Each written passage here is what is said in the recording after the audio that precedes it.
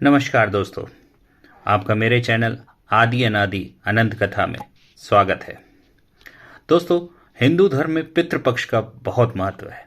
श्राद्ध पक्ष में सभी अपने पितरों को याद करते हैं और उन्हें बुलाकर उनसे आशीर्वाद लेते हैं। लेकिन बहुत ही कम लोगों को मालूम होगा कि सबसे पहले श्राद्ध किसने किया था। महाभारत में श्राद्ध पक्ष के बारे में बताया गया है, जिसमें भीष्म पितामह ने युधिष्ठिर को श्राद्ध के बारे में बताया था। और महाभारत में इस बात का उल्लेख भी है कि श्राद्ध पक्ष की परंपरा आखिर कैसे शुरू हुई। तो आइए सुनते हैं इसी से एक जुड़ी हुई कहानी। पितृपक्ष की कथा के अनुसार बहुत समय पहले की बात है। किसी गांव में जोगे और भोगे नाम के दो भाई थे। दोनों भाई अलग अलग रहते थे। जोगे धनी था और भोगे बहुत गरीब था, परंतु दोनों भाइयों में बहुत ही प्रेम था। जोगे की पत्नी को धन का बहुत अभिमान था, जबकि भोगे की पत्नी बहुत सरल स्वभाव की थी। पितृपक्ष आने पर जोगे की पत्नी ने उससे पितरों को श्राद्ध करने की बात की, तो जोगे उसे बेकार का कार्य बताकर उसे टालने लगा।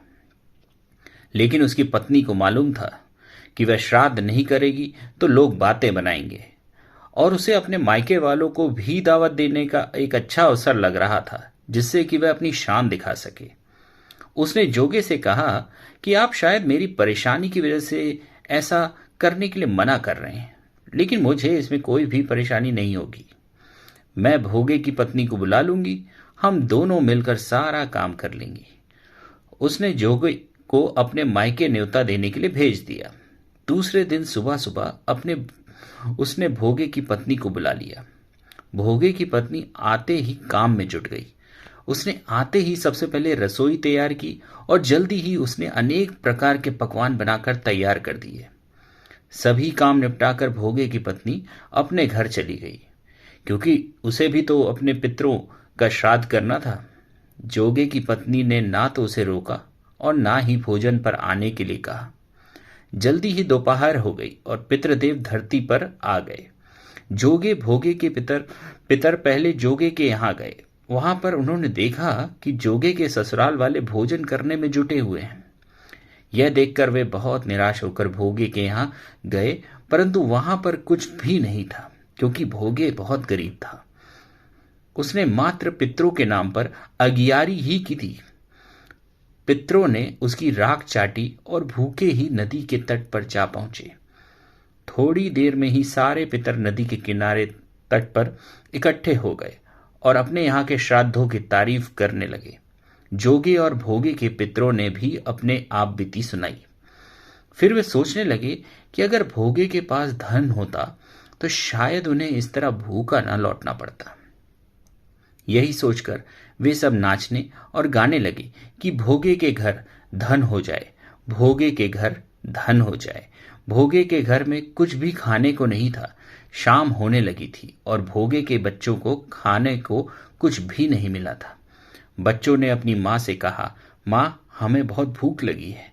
तो भोगे की पत्नी ने उन्हें बहलाने के लिए कहा कि जाओ, आंगन में हांडी उल्टी रखी है, उसे जाकर खोल लो और जो कुछ भी मिले उसे बांटकर खा लो।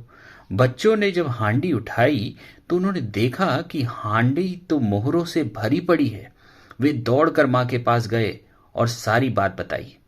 भोगे की पत्नी ने आंगन में आकर यह सब देखा तो वह भी हैरान हो गई। अपने पितरों की वजह से भोगे भी धनी हो गया, लेकिन धन पाकर भी भोगे घमंडी नहीं हुआ। दूसरे साल जब पितृपक्ष आया तो श्राद्ध के दिन भोगे की पत्नी ने 56 प्रकार के व्यंजन बनाए। ब्राह्मणों को बुलाकर पितरों का श्राद्ध किया और फिर ब्राह्मणों को भोजन कराकर दान दक्षिणा देकर विदा किया। जोगे और उसकी पत्नी को सोने चांदी के बर्तनों में भोजन कराया। इससे पितर बहुत खुश हुए और तृप्त होकर अपने स्थान पर लौटे। जी हाँ दोस्तों, श्राद्ध का अर्थ ही है श्रद्धा पूर्वक अपने पितरों को प्रसन्न करना चाहिए। सनातन धर्म के अनुसार जो परिजन अपनी देह त्याग कर चले गए, उनकी आत्मा को तृप्ति के लिए सच्ची श्रद्धा के साथ जो तर्पण किया जाता है उसे श्राद्ध कहा जाता है। मान्यता है कि श्राद्ध पक्ष में यमराज जीव को मुक्त कर देते हैं कि वे अपने स्वजनों के यहाँ जाकर अपना तर्पण कर सकें।